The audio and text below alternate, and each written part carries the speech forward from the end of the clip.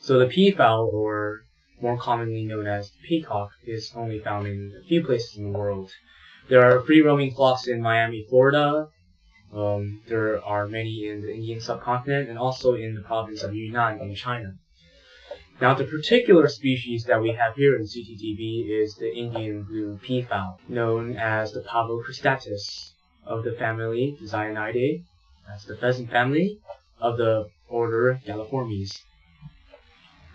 Now, while in the scientific community, Pavlocristatus is known to be monotypic, that is, it has no subspecies, here in CTTV we have discovered a new strain of peacock that we feel deserves to be called its own subspecies, and we have accordingly named it Pavlocristatus psittacus.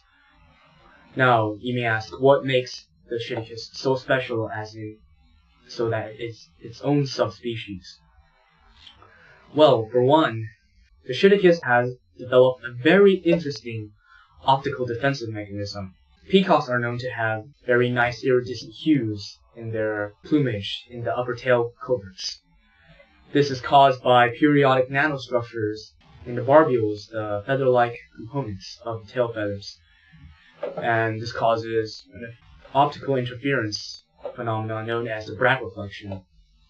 Now, in the Pavlocristatus psittacus, the periodic nanostructures are completely differently placed than as compared to a Indian blue peafowl.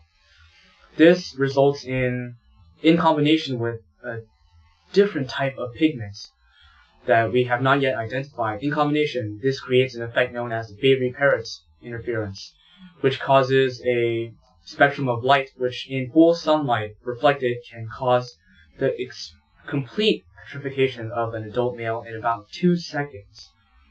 Yes, they are turned into stone. We've had maybe 7 or 8 cases of this in the past year, unfortunately, where unwary faculty members have stared at the peacock while in full sunlight. Now, the optical defensive mechanism is not the only interesting part of the psittacus.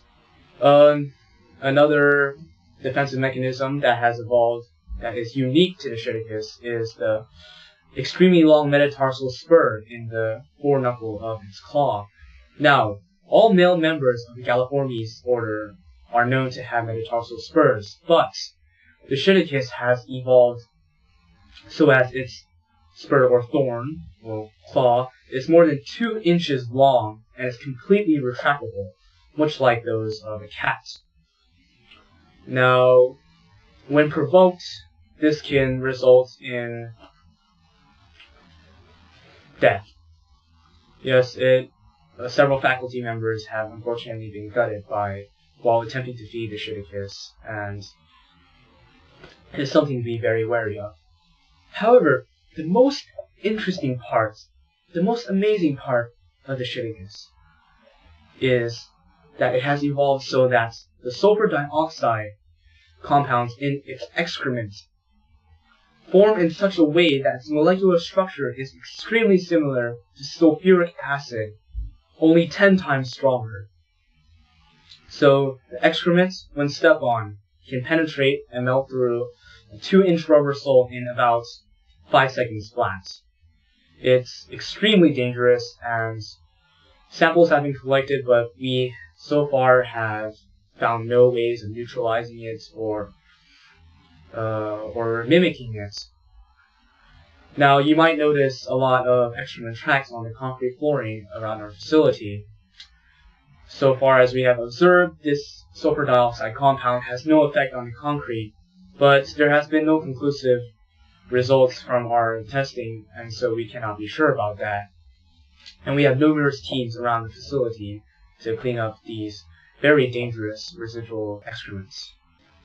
And there are about 6 or 7 more defensive mechanisms that, if I were to go on about them, would take maybe an hour to describe. But in short, those are the main characteristics that define the psittacus. And so there you have it, the Pavlocristatus psittacus.